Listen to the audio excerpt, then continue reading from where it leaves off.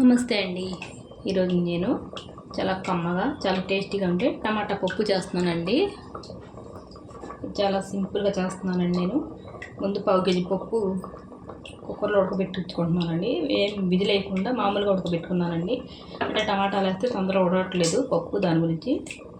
ఇలా ఉడికిందని చూడండి, సగం పైన ఉడికిందండి పప్పు. నేను పసుపు నూనె వేసుకొని ఉడకబెట్టుకున్నానండి.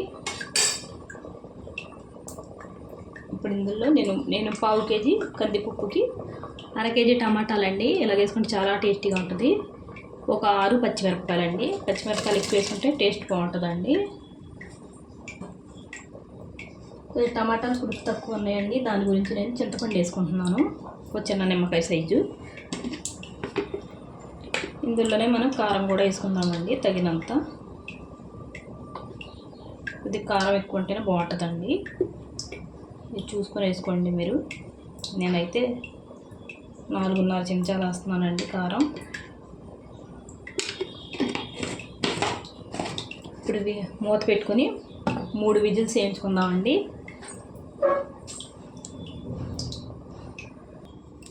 చూడండి, మూత తీసేస్తాం.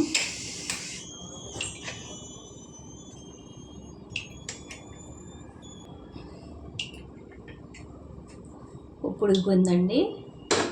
ఇది తాలింపు పెట్టుకుని వేసుకుందాం. ఇందులో మనం రుచికి తగినంత ఉప్పు వేసుకుందామండి.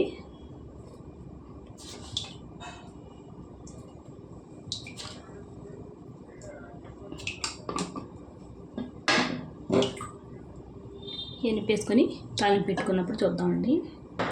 చూడండి, ఎనిపేసుకున్నాను మెత్తగాని. ఇప్పుడు తాలింపు పెట్టుకుందాం. తాలింపుకి నూనె పెట్టుకున్నానండి. ఇందులో మధ్య మిరపకాయలు వేపుకున్నాను. ఇప్పుడు ఆవాలు జీలకర్ర వేసుకుందామండి.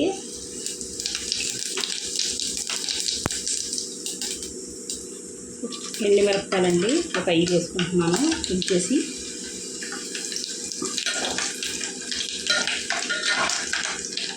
ఇప్పుడు వేగితే బాగుంటాయండి టేస్ట్. ఎండు మిరపకాయలు కూడా తినచ్చండి మన పప్పులో, చాలా టేస్టీగా ఉంటాయి. 4 ఎల్లిపాయలండి.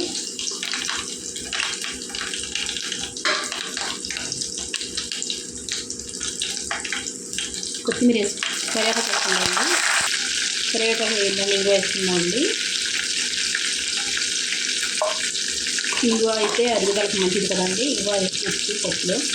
అలవాటు ఉంటే వేసుకోవచ్చండి, లేకపోతే వేసుకోకపోయినా పర్లేదు. ఇందులో వేసుకుందాం. చూడండి, పప్పు తాలింపు పెట్టేశానండి. ఎంతో కమ్మనైన టమాటా పప్పు రెడీ అండి. అంతేనండి. వీడియో నచ్చితే లైక్, షేర్, సబ్స్క్రైబ్ చేసుకోండి.